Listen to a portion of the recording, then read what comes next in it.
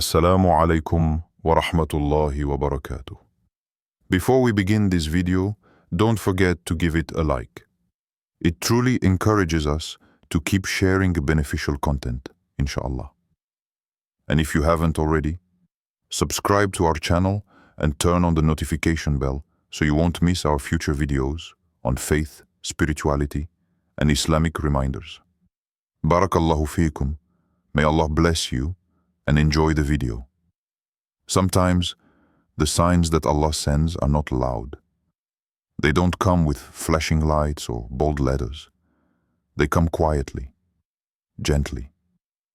Like the way rain starts to fall before you even realize the sky has changed.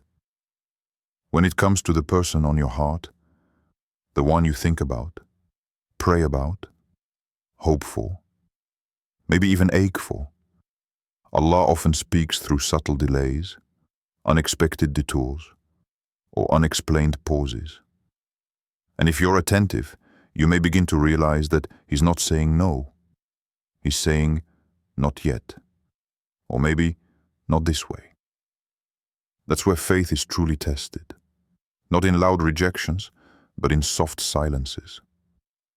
When that person doesn't respond the way you expect, when the connection feels one-sided, or when life keeps pulling you in different directions, it's easy to panic. It's easy to overthink, to question your worth, to replay every conversation looking for answers. But maybe the answer has already arrived, in the form of divine wisdom disguised as waiting. When things don't move forward, it doesn't always mean you're doing something wrong. It might mean Allah is gently pulling you back to realign your heart with His plan. Allah doesn't rush. He's Al-Hakim, the most wise. And in His infinite wisdom, He knows when two hearts are ready to meet in a way that honors Him. But many times, we try to force timing, force connection, force answers. And yet, if something or someone keeps slipping through your fingers despite your sincere efforts, it might not be rejection. It could be a form of divine redirection, something deeper than what your eyes can see and your emotions can grasp. You may be thinking, but I feel this so deeply. Why would Allah put this person in my heart if it's not meant to be? That's a valid question, one that echoes in many sincere hearts. But the answer lies in trust. Allah places people in our hearts, not always so they stay, but sometimes to teach us, to soften us, to redirect our love back to the source of all love, Him. Maybe this person awakened something in you, made you realize your own capacity to care, to dream, to hope again. That in itself might be part of your spiritual growth. But holding on too tightly to someone, without clarity, can also distract you from the peace Allah wants to give you. The delay could be protection. The silence might be a test. The distance may be necessary. What you see as obstacles, Allah sees as mercy. He knows the timing that will preserve your dignity, your faith, your heart. He sees what you don't. Perhaps that person isn't ready. Perhaps you aren't. Or maybe Allah has written something greater, something that doesn't carry the same confusion, the same instability, the same pain masked as longing. When the path is blocked repeatedly, despite your sincerity, it is not a punishment. It's a pause. A sacred pause that invites you to return to yourself and to Allah. Because the heart that longs for someone can easily forget the one who created longing in the first place. And Allah, in His mercy, sometimes interrupts our attachment to realign us with what truly matters: submission to His will and contentment with His plan. There is a verse in the Quran that holds immense weight in moments like this. But perhaps you hate a thing and it is good for you, and perhaps you love a thing and it is bad for you, and Allah knows while you know not. Surah Al-Baqarah 2:116. This verse doesn't dismiss your feelings, it honors them, while reminding you that Allah sees what you cannot. He knows the full picture, what your soul needs, what your future requires, and what that person might bring into your life, whether good or harmful. So if you keep encountering signs that slow you down or make things unclear, consider that Allah is speaking through the very delays you are trying to escape. Stop, reflect and listen, not with your ears, but with your heart. What is Allah really asking of you in this moment? Is He asking you to give up? Maybe not.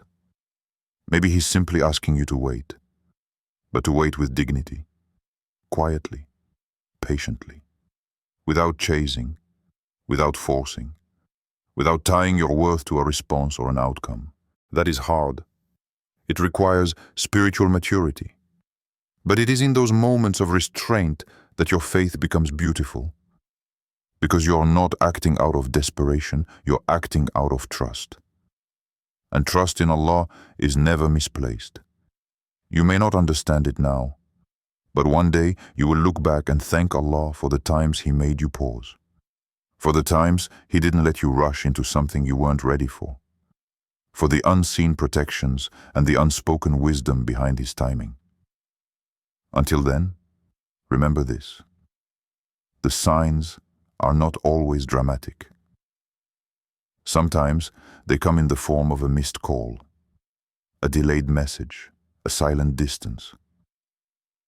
Pay attention, not just to what they mean about that person, but what they mean about your own journey with Allah.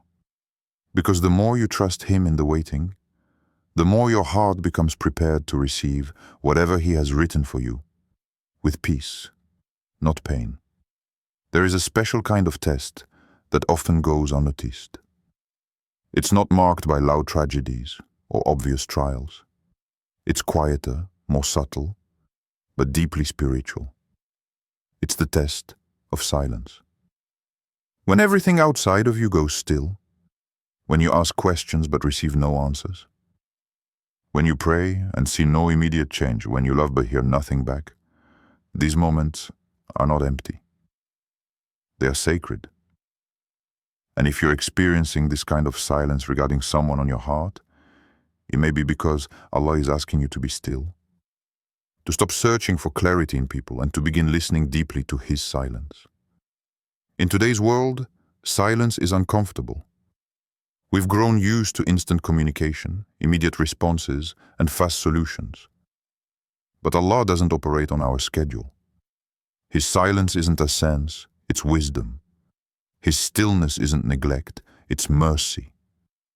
And when you're waiting on a sign, a message, or a breakthrough about a particular person, and all you receive is quiet, you're not being ignored. You're being drawn in. There's a powerful story in the Quran that teaches us this, through Maryam, peace be upon her.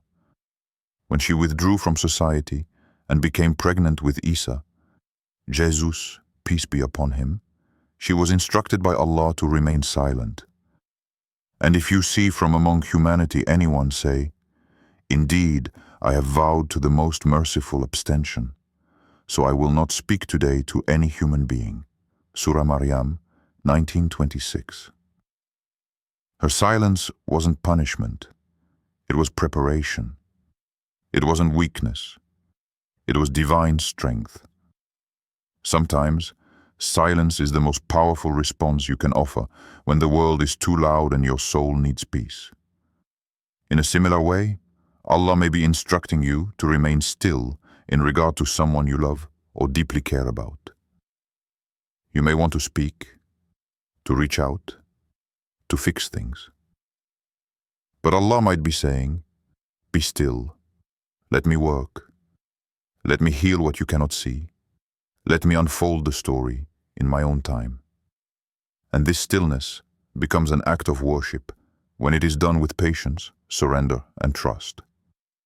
Sometimes, the silence from the other person is a mercy. It gives you space to recenter your heart on Allah. Maybe if they responded the way you wanted, you'd be too attached. Maybe you'd lean too much on them and not enough on your Creator. And so, the silence becomes a protection, keeping you from making someone an idol in your heart. Because no matter how beautiful a person is, they are not your source of peace. Only Allah can be that. What's even more profound is that silence doesn't only protect, it transforms. In the absence of noise, you begin to hear your own thoughts. You begin to realize where your intentions lie. You start to notice whether your love for that person is pure or fueled by ego. Are you waiting on them for their sake or for yours? Do you love them in a way that brings you closer to Allah or further away? These are the questions that silence forces us to confront, not to shame us, but to cleanse us.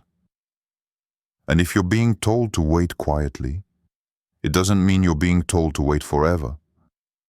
It just means your heart needs to be purified before you move. Because moving from a place of emotional chaos can lead to more confusion. But moving from a place of spiritual clarity leads to peace, even if the outcome isn't what you expected. This is why the test of silence is so powerful. It reveals the condition of your soul. It shows whether you trust Allah only when things go your way, or even when they don't. It exposes whether your love is patient, selfless and trusting, or desperate, anxious and controlling.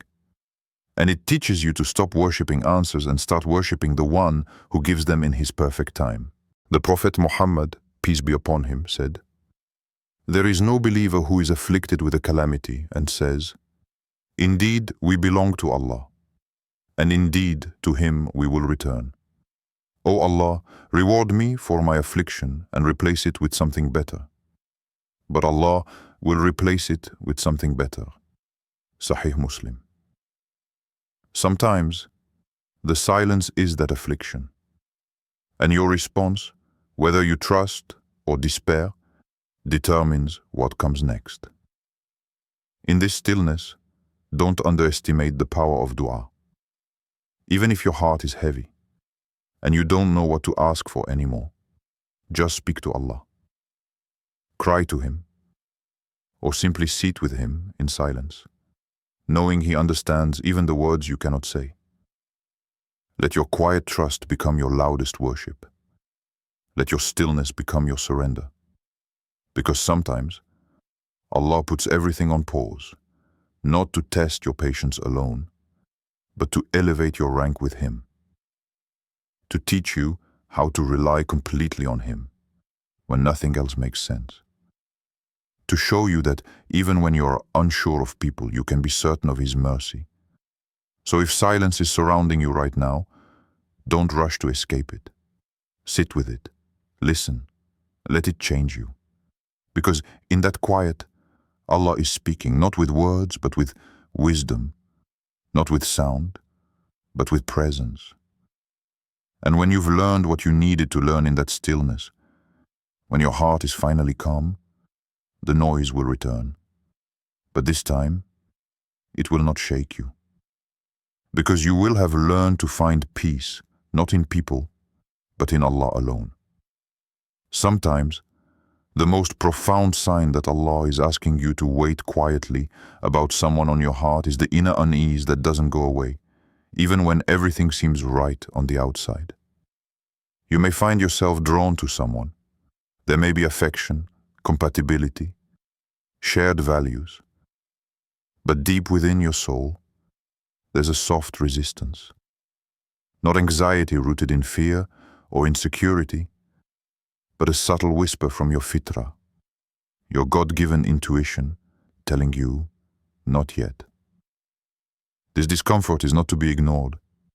In fact, it is a mercy. Allah places this hesitation in your heart to guard you from making decisions that your emotions may rush into, but your spirit is not ready for. That sense of unease is not a punishment. It's a compass. It's a way for your Lord to gently tell you that something still needs healing, within you or within them. Or maybe both. In Islam, we are taught that the heart is a vessel, either filled with light or clouded by distractions. And if the heart is troubled, it's often a sign that it's too attached to the creation and not enough to the Creator. When you feel deeply for someone, it's easy to mistake emotional attachment for spiritual alignment. But not every connection that feels strong is right for your soul. And that's where divine wisdom intervenes. The Prophet Muhammad said, "Leave that which makes you doubt for that which does not make you doubt." Tirmidhi. This guidance applies not only to choices of halal and haram, but to the movements of the heart as well. If being close to someone is bringing more confusion than clarity, more restlessness than peace, more distance from Allah than closeness, then it's a sign. A sign that Allah is asking you to wait until your heart is clean enough to see with clarity and patient enough to trust without rushing. It's not always that the person is wrong for you. Sometimes it's the timing. You may both have lessons to learn, wounds to heal, or spiritual journeys to complete, separately, before your paths are ready to truly align. And Allah, in His mercy, creates space between you not to harm you, but to protect what could be beautiful from being built prematurely. In that pause, trust that your dua is still working. Trust that Allah hears your every whisper, every tear, every hope. And if He is asking you to wait with that heaviness in your chest, then He's also preparing you with strength you cannot yet see. Your unease is not a failure. It is a sacred invitation to draw closer to Him before you try to draw closer to anyone else. And remember, when Allah delays something, it's always for something greater. Sometimes, it's not the no we fear, it's the not yet that's the hardest. But it's also the most transformative. One of the most powerful signs that Allah is asking you to wait quietly and patiently about someone is when you begin to feel your own transformation unfolding in the process of waiting. At first, you may think the delay is all about the other person, about their readiness, their actions, their silence, or their uncertainty. But slowly, as time passes, and Allah draws you deeper into tawakkul, trust, you begin to see the truth. The wait was always more about you than about them. This period of stillness becomes a mirror. It reflects back to you your own expectations, your impatience, your fears, and your hidden attachments.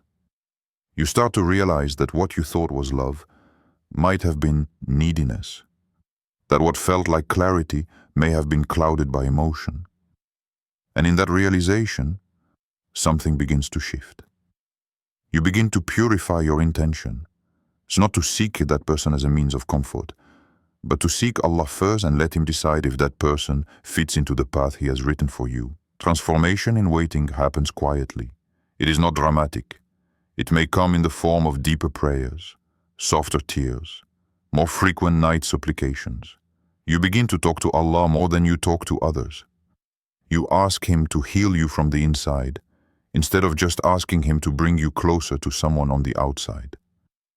You begin to understand that the most beautiful thing Allah can give you is not a person, but a heart that is ready for whatever He decrees. The person who once consumed your thoughts now becomes a part of your dua, but not the center of your existence. You love them in a way that is free from desperation. You start to say, Ya Allah, if this person is khair, good, for my deen, my heart and my akhirah, then bring us together in your perfect timing. But if they are not, then let me feel peace in letting go. And when you say it, you mean it. That is growth. That is surrender. And that is when the waiting is no longer a burden, it becomes an act of worship. Sometimes, the reason Allah delays the union is because He wants your heart to be unshakable in Him before it attaches to someone else. Because only when you are rooted in Him can you build something that will truly last. Not every delay is denial. Some delays are divine rewritings of your heart so that you are not just wanting someone, you are ready for them. So if your heart is still waiting and growing, know this: you are not just waiting for someone, you are becoming someone. And when the time is right, What is written for you will arrive, not a moment too soon and never too late. But until then, let your transformation be the sign that Allah is preparing you for something sacred. May Allah bless you and guide you to a life filled with mercy, love, and tranquility.